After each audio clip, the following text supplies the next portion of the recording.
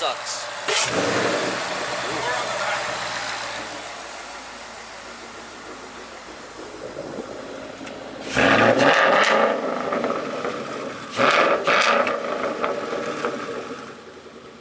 Don't worry, that smoke is good. Doesn't smell bad. Alright, pop the hood on this EcoBoost. Yeah, I got a 2011 EcoBoost Mustang that we're going to be doing some work on here today. Wait, but if this is an EcoBoost, what does that mean? Which one? Oh, that's just the Boss EcoBoost. It's a special version. You painted over the original intake. Yeah, I did. Yeah. And then it's also good to also scratch your paint on the right side of your fender with your trouble light. But yeah, so here's what we're going to be doing today. We're going to be changing my purge valve because Ford makes such amazing quality purge valves that they break every like 3 years. So I hope this is what's causing the check engine light. I don't know if you remember from the last video that I was like so surprised that it came back because I thought it was something to do with the manifold. But it turns out it's not. So we're going to go troubleshooting today and see if we can fix that. Alright. Cool. So first thing we're going to need is we're going to need to figure out, I'm assuming those are, I'm going to say 8. You know, or I can just use a flathead screwdriver actually. Yeah. Take my whole intake assembly off because it's probably easier to work without the intake in the way. So let's take that off first. These clamby boys. The ratchet's always a lot easier with a socket because then that will slip and do some damage. That's good. I heard it's good if you want like scratched up plastic that you just paid a lot of money for. Yeah. It seems to be working quite well. Oh, should probably also, yeah, there we go. So we'll get that up and out of the way, like that, and that should give us enough working room. Now, I don't know if you can really see underneath there. Let me shine a light. You can see what I did with the stock purge valve. It's good when you just zip tie it to your fuel lines. I'm sure that's fine. Yeah, it's right there. You can see. Zip tied. Yeah, there you go, right there. Yeah. So it's zip tied to the fuel line. There. So now I gotta cut that line there, and yeah, we're gonna see exactly if it's broken or not. There's a very weird test I have to do to see if it's actually broken, is I have to blow on the end of it, and if I hear air coming out, then I know it's broken. But if I hear... He's good at blowing on the end of things. Oh, I'm so good at it, dude. Take a moment here and look at the shirt you changed into. So, funny story about this sweater, okay? I don't know if you guys can tell, but it's Santa Claus taking a shit. This sweater actually got me out of a ticket.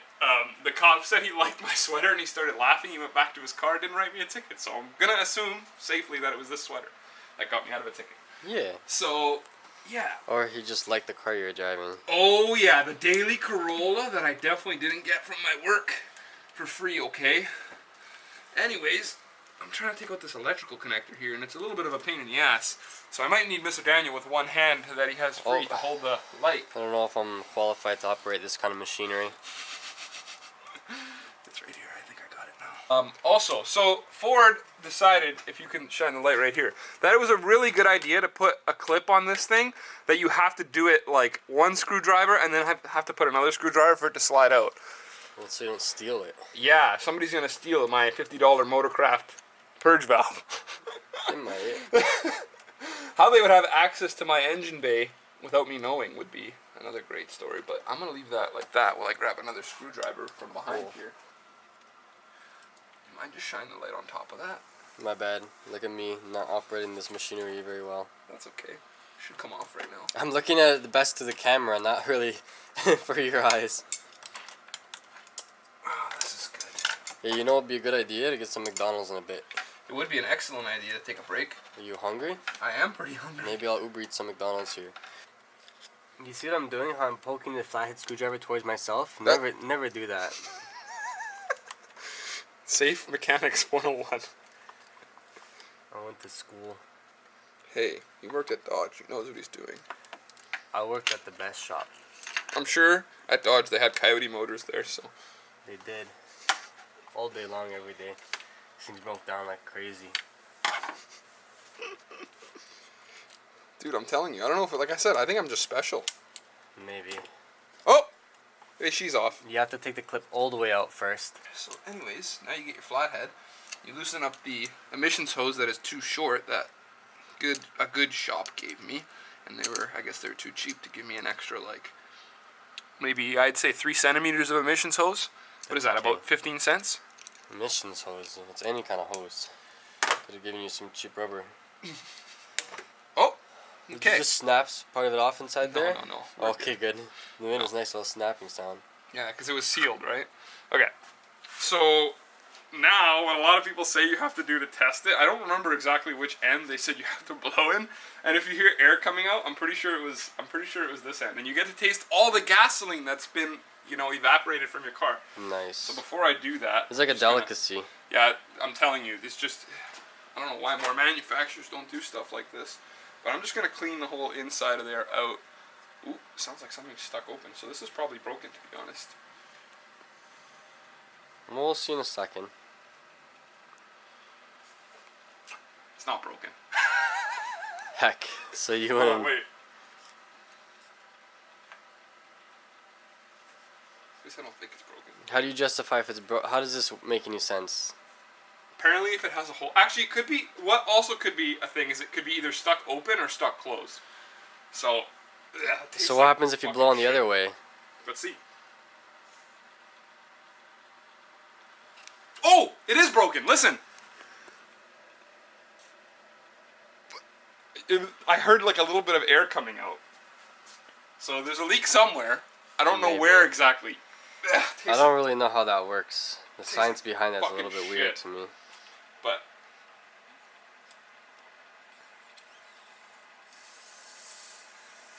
you can hear a little bit coming out. But anyways, we're gonna make a fix.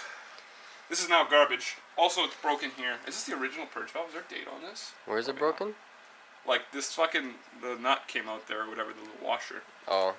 So yeah, that was, me and Bella were doing it. We were like figuring out a way how to put the purge valve on. And Bella dropped that part into my engine bay down there somewhere, so we had to like stick his whole hand in there and grab it. But that's okay. Anyways, we got the new boy right over here. Also, my phone is making some good noise. Off a little bit. But yeah, this is the new valve. Let's see if I blow into this one. This thing seems pretty fucking solid. Nice. Which one tastes better in your opinion? Let's see, ready? Let's try it. Taste test. This one tastes newer. Yes. That's good. Let me get this over here. Oh, I'm not doing a good job operating the flashlight. That's okay. Or the camera. Make sure it's fucking seated on there really good. Because I don't want no leaky boys. And then we'll put that. Come on, get the fuck on there. There we go. Down has a longer little thing on it. Yeah. So that's good. Anyways, just leave that like that while I get my screwdriver. Electricals. And this bad boy has to go back on here. Right? Oh, you fucker. So now, this has to get zip tied back to my block again, I think, because I can't really think of any other way how it's going to go. See how it's not closed? That's why it's coming off. Interesting. And it's not closing because I'm putting all this pressure on it. But, anyways, I call that good. Thing we said. Okay, so we got the clip out. We have everything back in place. Basically, there was an issue. We had it kind of backwards. So yeah. The part with the clip goes on there, yeah, without the little O-ring, oddly enough, and then vice versa. Amazing. So that's onto there. And then you just tighten this boy up like this. Make sure it's straight. And then we're ready to romp. Yeah, I'm gonna start it and see if the engine light comes back. Because if it does, then I know what the problem is. Well, I don't know if it's an instant thing, is it? It usually is, yeah. Really? Yeah. It like when I clear it, it always comes back the next time I start the car. So we shall see. Okay. We good? So let's see if she's gonna pop back up over there. Yep. It's good. Heck. Plugging in the OBD2 scanner, and we're gonna see what's going on with this boy. Fuck. Good.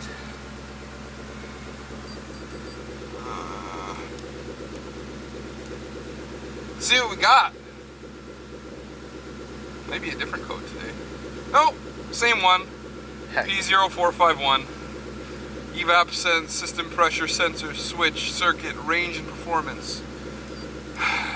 Let's clear this. And we're gonna put the vehicle up on jack stands now because that's what I'm gonna check next.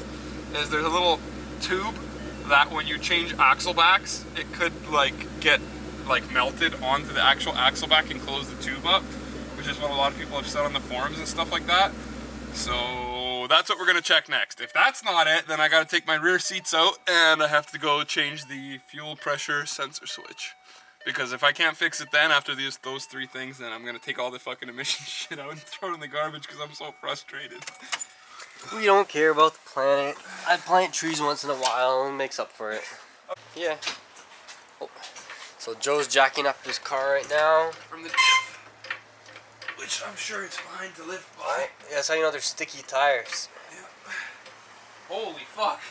Okay, before we go any... Are they off the ground? Oh. Yeah. Okay. So before we go any further, I'm gonna do a little shake test or what? Well, this. Oh, the wood's already there. We good. Cool. The wood's not doing anything.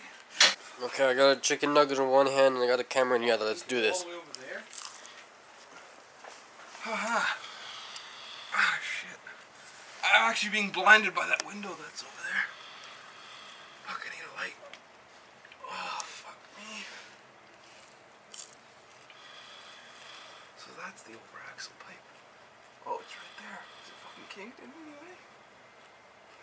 Hold on. There's the fuel pressure tank sensor. It's right here. Is the pipe kinked? No. They good dust. Dude, it's all in my eyes. Safety third, everybody. You don't need safety glasses. 1 second. This is literally the pipe right here. Is it kinked in any way? No, it's not. Anyways, yeah, I don't see why it would be anything else other than the tank sensor now. Which would be remove the rear seats. Fucking do it that way. Also, this is supposed to go into something. I don't know why that's like that, but anyways, yeah, this is where it would be. The over axle pipe is literally right here.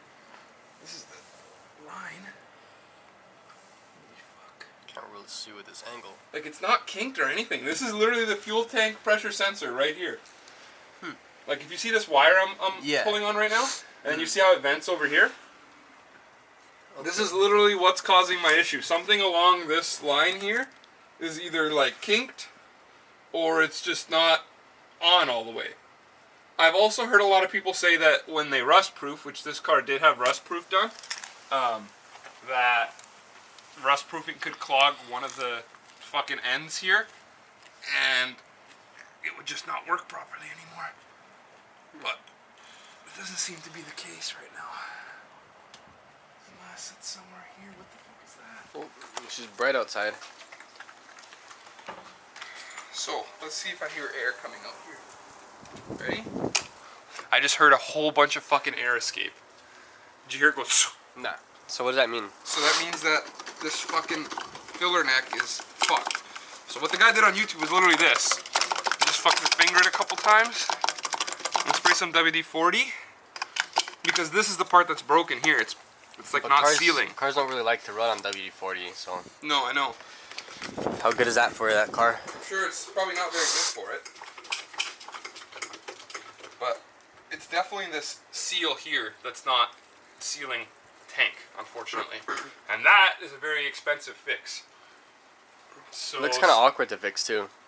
You have to go. It doesn't affect performance. Do I really care? No. That just means your fuel economy goes to shit, right? No, nothing. It literally does nothing. It's just for emissions. I still get the exact same mileage I did before. I had the whole check engine light on since April, so it's been almost a year now. So, anyways, we're gonna start it up now and see if that did anything. Okay, so let's see what happens now. What the fuck? It's gone. Yeah, but you did clear it. No, but it always comes right back on. Remember I cleared it last time? Okay, so basically it was the filler neck. Could have been, yeah. It could come back on. I'm gonna let it run, because it could come back on, but we might have actually fixed it. But I also, underneath the car, I unplugged the fuel pressure tank sensor, the actual switch for the power. So sometimes a lot of people say that it doesn't ground sometimes, and you have to unplug it and put it back in. Okay. But that could have fixed it as well. I tried a various number of fixes, but it seems to be okay right now. You know, the true test is how you true test. Because you know how it's saved to the ECU, right? Unless you unplug the battery. Yeah. So if I plug it in now and it's gone, then that's a good thing. If it's still there, that's a bad thing. Because it reads the stored code on the ECU.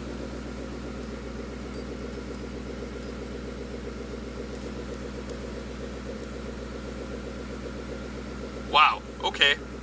So, that's a really good thing. That means we actually might have fixed it. Because we didn't unplug the battery, so if it was stored to the ECU, it's like a locked ECU code for emissions reasons, right? So that when you go do emissions test, people can't just clear the code and then like go do the test.